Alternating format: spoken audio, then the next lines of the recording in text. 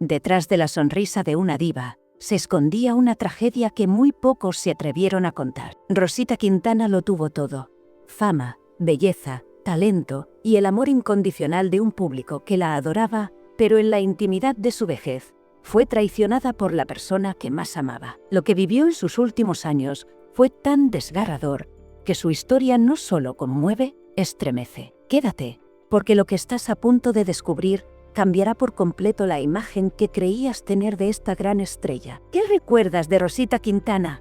Comparte tu opinión en los comentarios y participa con tu mensaje con la comunidad.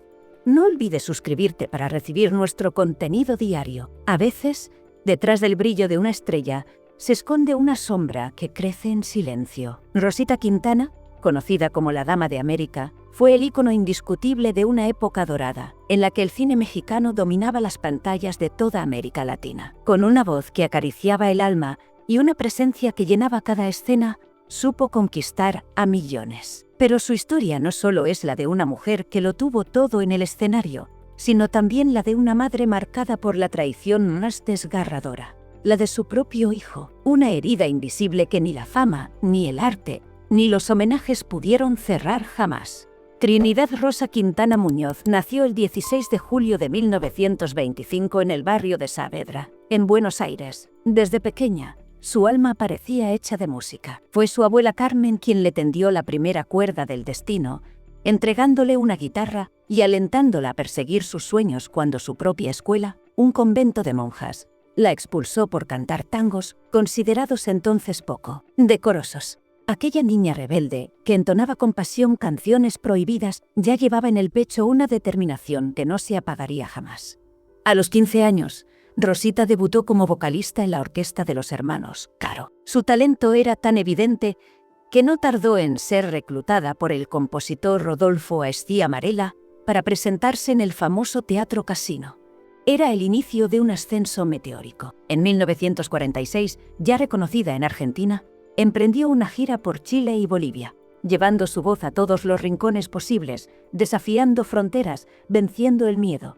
Pero el verdadero giro de su destino llegaría un año después. Durante una gira por Sudamérica, Jorge Negrete, el ídolo mexicano, quedó fascinado por su actuación. Sin dudarlo, la invitó a México, ofreciéndole una oportunidad en uno de los escenarios más codiciados del momento, el prestigioso nightclub, El Patio, en Ciudad de México. Aquel viaje cambió su vida para siempre. Rosita llegó a la capital mexicana en 1947 y desde su primera presentación deslumbró. El público se rindió a sus pies. México, generoso con el talento extranjero, le abrió las puertas de su industria cinematográfica. Al año siguiente debutó en el cine con La Santa del Barrio, dirigida por Chano Urueta. Era apenas el principio de una carrera legendaria. En 1949, su rostro y su voz ya eran conocidos por todos. Su actuación junto a Germán Valdés, el inolvidable Tin Tan, en Calabacitas Tiernas, marcó una de las parejas artísticas más queridas del cine de oro. Su química traspasaba la pantalla, encendiendo rumores sobre una relación sentimental que jamás se confirmó. Aquel dúo se repetiría en Soy Charro de Levita y No me defiendas, compadre, consolidando su fama y convirtiéndola en una de las actrices más codiciadas de su generación.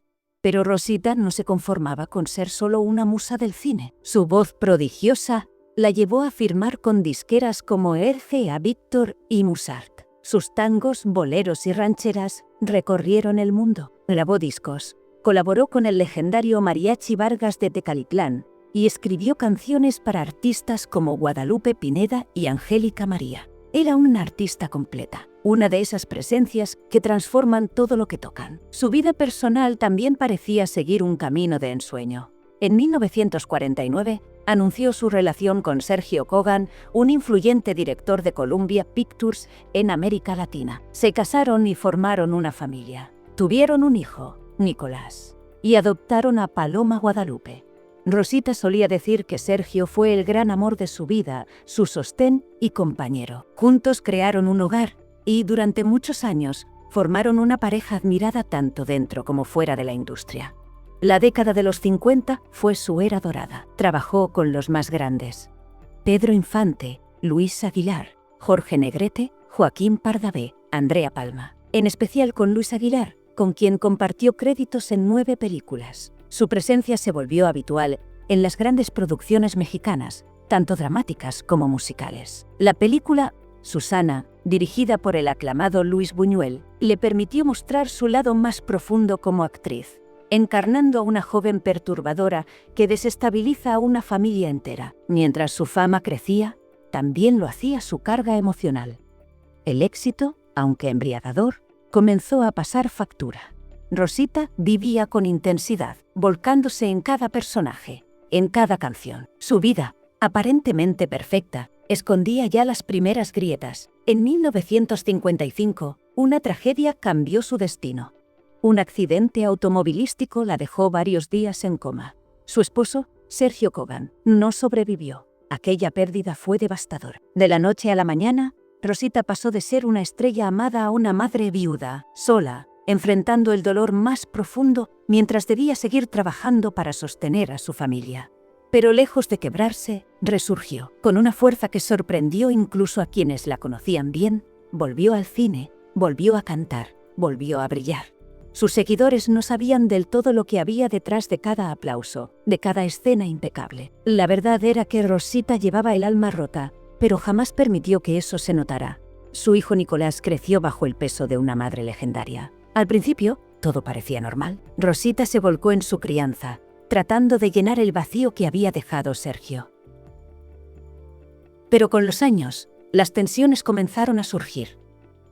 Rosita, exigente, comprometida, esperaba lo mejor de él. Nicolás, en cambio, parecía alejarse poco a poco, buscando su independencia de una manera que acabó convirtiéndose en distancia emocional. Rosita, mientras tanto, siguió cosechando éxitos. En los años 60, decidió tomar las riendas de su carrera musical y redujo su participación en el cine. Grabó tangos en Argentina. Fue galardonada como la mejor cantante ranchera con el premio Wurlitzer y conquistó nuevos públicos en Alemania, Rusia y España. Pero lo que el público no sabía es que, tras los reflectores, la relación entre madre e hijo comenzaba a deteriorarse lenta pero implacablemente. Los años 70 y 80 marcaron una transformación silenciosa en la vida de Rosita. Aunque ya no participaba con la misma frecuencia en grandes producciones, su figura seguía siendo sinónimo de elegancia, talento y respeto. La industria del entretenimiento cambiaba, pero ella, con su porte majestuoso, seguía siendo reconocida como una de las grandes damas del cine mexicano. Cada aparición suya era celebrada como un evento. Cada canción que interpretaba, una caricia al alma de sus seguidores más fieles. Mientras tanto, Nicolás, su hijo, ya adulto, comenzaba a distanciarse de forma más notoria. Lo que había empezado como un alejamiento gradual, se convirtió en un abismo. Las razones, según allegados a la actriz, eran múltiples: diferencias generacionales, reproches no dichos y heridas familiares nunca sanadas. Rosita, que lo había dado todo por su hijo, empezaba a experimentar una de las formas más crueles del abandono: la indiferencia de alguien a quien se ama profundamente. A pesar del vacío emocional, Rosita no permitió que la tristeza la paralizara. En la década de los 90, hizo una inesperada y poderosa transición a la televisión. Fue entonces cuando sorprendió al público interpretando a una villana en la telenovela La Dueña, al lado de Angélica Rivera, Francisco Gatorno y Cynthia Clitbo. Su personaje fue memorable, demostrando que su fuerza interpretativa no solo seguía viva, sino que se había refinado con los años. Nuevas generaciones, que no conocían sus glorias cinematográficas, la descubrieron y la aclamaron. Ella, una leyenda viva, volvía a brillar con la intensidad de sus mejores tiempos. Pero fuera del set, el drama era muy distinto. Rosita comenzó a hablar en entrevistas sobre su vida, su pasado, sus logros, pero evitaba con cuidado tocar un tema: Nicolás. Cuando finalmente lo hizo, lo que reveló conmocionó a todos. En una conversación íntima, dejó entrever que la relación con su hijo era terrible. «Tenemos una relación muy mala», dijo con voz entrecortada. «Él me ha maltratado». Nadie estaba preparado para escuchar aquello. Una mujer que había dado todo por su familia, que había sacrificado amores, contratos y oportunidades por cuidar de sus hijos, confesaba públicamente ser víctima del rechazo y el dolor más hondo, el que proviene de la sangre propia. Durante esos años, Rosita se mantuvo activa, pero con pasos más medidos. En 2001 expresó su deseo de escribir su autobiografía, a la que pensaba titular La otra verdad. Su intención era compartir con el mundo los secretos, anécdotas y pasiones que había vivido junto a figuras como Libertad Lamarque, Pedro Infante, Jorge Negrete y Luis Buñuel. Sin embargo, la realidad emocional la detuvo. En 2016, con voz melancólica, declaró: «Una vez pensé en escribir mis memorias, pero nunca lo hice. Tú conoces mi vida como actriz. Mi vida personal es mía. Había algo que no estaba dispuesta a compartir, algo que le dolía tanto que prefería enterrarlo en silencio». En esos últimos años, Rosita enfrentó otro enemigo: la precariedad económica. A pesar de sus décadas de éxitos y de haber sido un emblema de la cultura mexicana, sus ingresos eran limitados. Su pensión mensual apenas alcanzaba los 13.500 pesos, mientras sus gastos superaban los 25.000. Era una realidad desgarradora. Quienes la habían visto brillar en pantallas de cine y televisión desconocían que esa misma mujer luchaba por mantener la dignidad en sus últimos años. Afortunadamente, no estaba sola del todo. Lupita Martínez, su enfermera personal durante más de 12 años, se convirtió en una figura clave en su vida. También, su nieta Nicole Kogan, joven y comprometida con el bienestar de su abuela, estuvo presente en los momentos más difíciles. Pero Nicolás, el hijo que ella había criado con amor y esperanza, se mantuvo distante. Ni siquiera la enfermedad logró ablandarlo. Rosita fue internada en el Hospital Ángeles de la Ciudad de México por una neumonía que complicó su ya frágil estado de salud.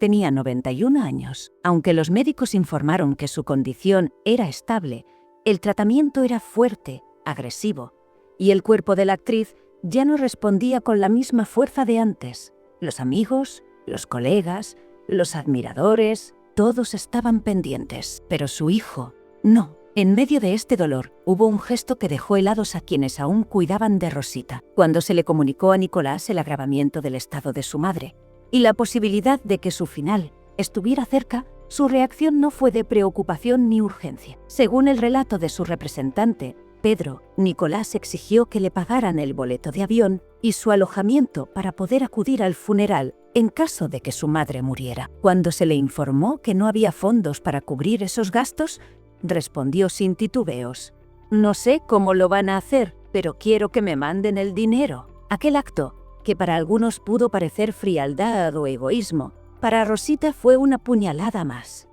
No había llanto ni reclamos, solo resignación. Quienes la conocían dicen que, con el tiempo, había aprendido a convivir con esa tristeza. Su única preocupación ya no era sentirse amada, sino descansar en paz. Literalmente, Rosita dejó claro su deseo. Quería que sus cenizas descansaran junto a las de Sergio Kogan, el único hombre que, según sus propias palabras, le había dado paz. Era su forma de cerrar el círculo, de volver al único lugar donde se sintió verdaderamente protegida. Y así, mientras la artista celebrada por millones se debilitaba en la cama de un hospital, la mujer detrás del mito, la madre herida, la esposa viuda, intentaba hacer las paces con su historia. Los días pasaban con lentitud en la habitación del hospital, pero Rosita conservaba la serenidad de quien ya lo ha vivido todo. Su cuerpo estaba cansado, sí, pero su espíritu seguía intacto.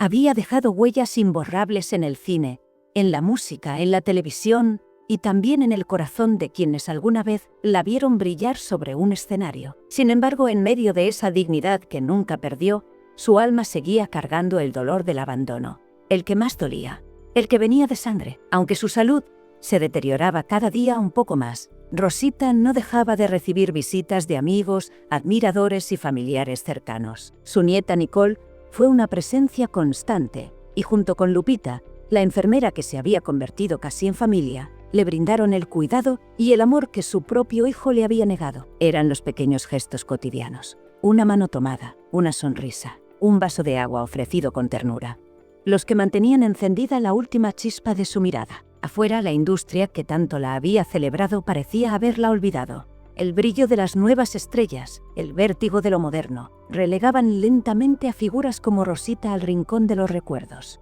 Pero aún quedaban quienes, con respeto y devoción, sabían que estaban en presencia de una leyenda viva. Una mujer que no solo había sido actriz y cantante, sino un símbolo de elegancia, de lucha, de poder femenino en una época en la que ser mujer y destacarse era casi un acto de rebeldía. Las revistas del espectáculo comenzaban a especular sobre su estado de salud. Algunos portales reportaban su hospitalización con un tono morboso, otros con una tristeza genuina, pero nadie, salvo su círculo íntimo, sabía la verdad. Rosita estaba en paz, pero no por resignación. Había llegado a ese punto desde la aceptación. Había hecho las paces con su carrera, con sus pérdidas, incluso con su silencio. Aún así, había una herida que no cerraba. Nicolás, su hijo, el niño que había criado con tanto amor, con tanto sacrificio, el mismo al que le había legado todo lo que tenía, no aparecía, no llamaba, no preguntaba. Su ausencia era un grito en medio del silencio. A lo largo de los años, Rosita había intentado recuperar el vínculo, limar asperezas, reconstruir lo que alguna vez fue una familia. Pero la respuesta siempre fue la misma, el desinterés, una indiferencia que calaba hondo, que dolía más que cualquier enfermedad. En sus últimas entrevistas, Rosita nunca quiso dar detalles. «Mi vida personal es mía», repetía.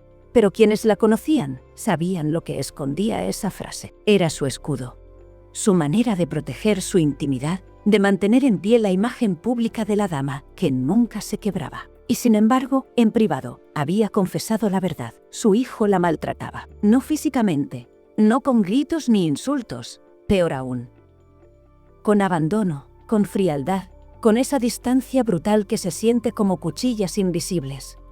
Los días más oscuros comenzaron a llegar en silencio. Su organismo, ya agotado, no respondía a los tratamientos.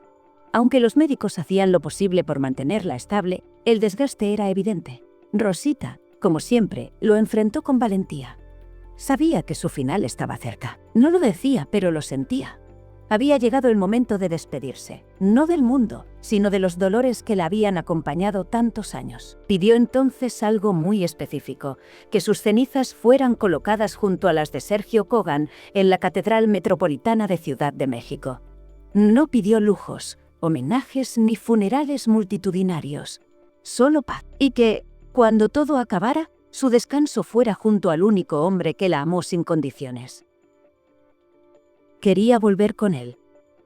Y aunque muchos creían que ese deseo era romántico, era mucho más que eso. Era su forma de regresar al único lugar donde se sintió realmente protegida, contenida, amada. El día de su fallecimiento, el 23 de agosto de 2021, el país entero sintió que algo grande se apagaba. A los 96 años, Rosita Quintana dejó este mundo tras una cirugía para extirparle un tumor en la tiroides. Pero quienes sabían quién era ella, quienes recordaban sus canciones, sus películas, sus momentos de gloria, lloraron su partida con el corazón. El entierro fue discreto, dolorosamente discreto. Sus cenizas fueron depositadas en el lugar que ella había pedido. Pero la nota más triste, la que nadie pudo evitar comentar, fue la ausencia de su hijo Nicolás. No asistió, no hizo una llamada, no escribió una carta, y no fue por imposibilidad. Fue por exigencia.